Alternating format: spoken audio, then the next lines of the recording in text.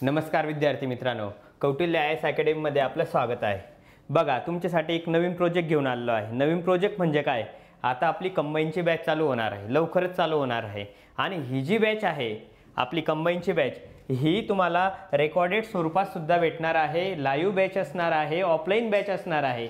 मुलांना काय होतं की बरेच विद्यार्थी विचारत होते, मला विचारत होते, सचिन सरला विचारत होते की सर तुमची बॅच रेकॉर्डेड स्वरूपात आणा, लाईव्ह बॅच आणा, बरोबर ना। पण आता आपण लाईव्ह बॅच सुद्धा चालू करत आहोत आणि रेकॉर्डेड बॅच सुद्धा चालू करत आहोत।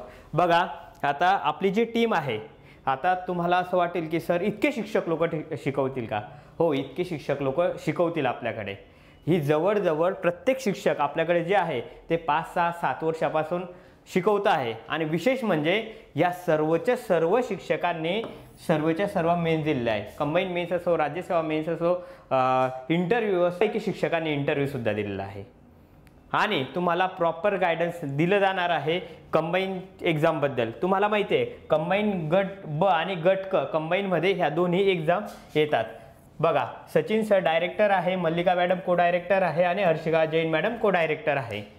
आणि हे जे आपले बॅचेस आहे, आता बॅचचे वैशिष्ट्य काय काय असणार आहे बघा। संपूर्ण तयारी तुमची करून तर घेतलीच जाणार आहे। आपण बॅच चालू करतोय याचा अर्थ असा नाही की तयारी करून घेतली जाणार नाही, प्रॉपर तुमची तयारी करून घेतली जाईल। आणि जितक्या मार्काची म्हणजे आपलं टार्गेटच राहील, प्रत्येक विद्यार्थ्याला जे जे बॅचमध्ये ॲडमिशन घेतील त्या विद्यार्थ्यांना पूर्व परीक्षेमध्ये 60+ कशा पद्धतीने मार्क पडतील आणि मुख्य परीक्षेमध्ये पास होऊन रिझल्ट कसा येईल हे आपलं टार्गेट राहील। एक्झाम एकदम सोपी आहे। कारण सोपी का म्हणतोय मी? कारण तुम्हाला हे जे शिक्षक आहे हे तशा पद्धतीने शिकवणार आहे आणि महाराष्ट्रातली सर्वात मोठी टीम आहे। इतके शिक्षक कुठल्याच क्लासमध्ये नाही, म्हणजे कंबाईन शिकवण्यासाठी इतकी मोठी टीम आपण तयार केलेली आहे। अनुभवी प्राध्यापक आहे, अभ्यासक्रम सर्व विषयांचे एकाच ठिकाणी दर्जेदार तुम्हाला मिळणार आहे। साहित्य तुम्हाला प्रिंटेड भेटणार आहे, म्हणजे आपले पुस्तकं सुद्धा आहे, कौटिल्य IASचे पुस्तकं आहे, तुम्हाला नोट्स भेटतील आणि वर्गातच तुमचं पाठांतर करून घेतलं जाईल। म्हणजे असं नाही की तुम्ही आले, क्लासला आले आणि शिकले आणि गेले। तुम्ही एक एक मुद्दा शिकलेले आहे, त्या मुद्द्याचा तुमचा प्रॉपर अभ्यासक्रम घेतला जाणार आहे। आणि परत ते झाल्यानंतर तुमचे सराव चाचण्या सुद्धा घेतल्या जाणार आहे। गणित बुद्धिमापन असो, विज्ञान असो, बऱ्याच मुलांचं विज्ञान कच्चं असतं, गणित बुद्धिमापन। आता तुम्ही कंबाईनची एक्झाम दिली असेल तर खूप मुलांना 20 क्वेश्चन कंबाईनचे विचारलेले होते। 20 पैकी मुलांचे 8, 10, 7, 11 असे उदाहरणं सुटलेले आहे। म्हणजे ह्या कंबाईनच्या एक्झाममध्ये 20 पैकी जास्तीत जास्त कसे बरोबर येतील आणि सर्वात महत्त्वाचं म्हणजे तुम्हाला टाईम कसा पुरेल। 60 मिनिटं असतात, 60 मिनिटामध्ये 100 प्रश्न सोडवायचे असतात। 100 प्रश्नांपैकी 20 प्रश्न गणित बुद्धिमापनवर असतात आणि 15 क्वेश्चन हे विज्ञानवर असतात। विज्ञान आणि गणित बुद्धिमापन बऱ्यापैकी मुलांचं कठीण जातं। आणि मेन्स कधी म्हटलं तर मुलांना इंग्रजी, खूप मुलं असे की त्यांना इंग्रजी येतच नाही। इंग्रजी म्हणजे 50 मार्काचं इंग्रजी असलं की इंग्रजीमध्ये मुलांना कमी मार्क येतात, खूप कमी येतात, 8-10 बरोबर येतात आणि इंग्रजीमध्ये बऱ्यापैकी मुलांची पोच जाते। असं झालं नाही पाहिजे म्हणून आपण प्रॉपर या विषयांवर व्यवस्थित भर देणार आहे आणि सर्वच सर्व तुमच्याकडून व्यवस्थित तयारी करून घेतली जाणार आहे। पुढे बघू आता आपण। बघा, आता MPSCचा रोडमॅप बघणार आहे आपण। गट ब मध्ये कोणकोणत्या पोस्ट येतात तुम्हाला माहिती आहे। ASO गट ब मध्ये येते, ASO बरोबर ना। नंतर STI येते, नंतर PSI येते, नंतर SR येते, बरोबर ना। सब रजिस्टर म्हणतात। काही मुलं जे गट ब मध्ये पास झालेले आहे ते SR पोस्टसाठी सुद्धा तयारी करत असतात। आणि गट क मध्ये बघा SI येते, उत्पादन शुल्क उपनिरीक्षक म्हणतात। नंतर टॅक्स असिस्टंट येते, लिपिक टंकलेखन येते, तांत्रिक सहाय्यक येते आणि उद्योग निरीक्षक येतात। अशा गट ब आणि गट क मध्ये पोस्ट येतात। ह्या पोस्ट कशा पद्धतीने काढायच्या आहे, अभ्यास कशा पद्धतीने करायचा आहे, बरोबर, तुम्हाला क्लास लावून काय काय भेटणार आहे। तुम्ही आता डेमो लेक्चर मी काही दिवसानंतर डेमो लेक्चर बनवणारच आहे। डेमो लेक्चरमध्ये तुम्हाला हे सर्वचं सर्व समजून जाईल आणि तुम्हाला असं वाटेल मी ह्या क्लासमध्ये इतकी फीस भरलेली आहे, माझा 100% फायदा होईल, मला पोस्ट 100% निघेल असं तुम्हाला वाटेल। म्हणजे तुमचा कॉन्फिडन्स 100% वाढणार आहे। असं नाही तुम्ही क्लास लावले म्हणजे झालं, तुमच्याकडे व्यवस्थित लक्ष दिलं जाणार आहे। बघा, संयुक्त पूर्व परीक्षा 100 गुणांची असते, बरोबर ना। आणि मुख्य परीक्षा जी असते ही 400 गुणांची असते, तुम्हाला माहिती आहे।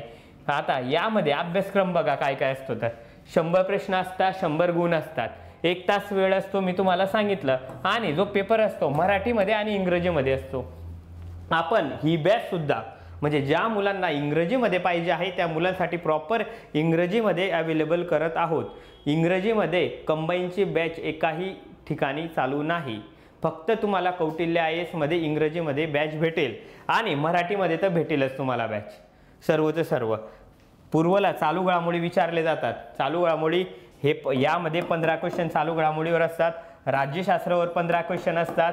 इतिहासवर 10 क्वेश्चन विचारले जातात. भूगोलावर 10 क्वेश्चन विचारले जातात.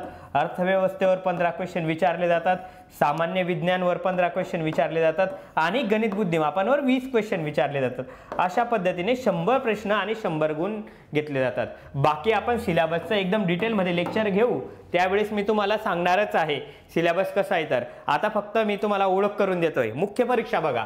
आता मुख्य परीक्षा कशाची मुख्य परीक्षा?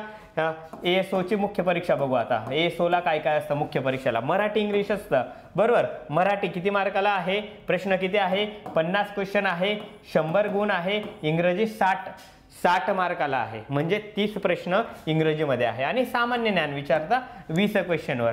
अशा पद्धतीने हा पेपर 1 असतो. आणि पेपर 2 बघा, सामान्य चाचणी आणि कर्तव्यदक्ष हे तुम्हाला माहिती आहे.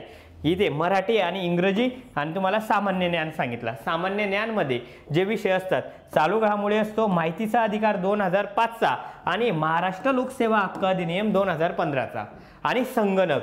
हे किती मार्काला विचारलं जातं? 20 प्रश्न.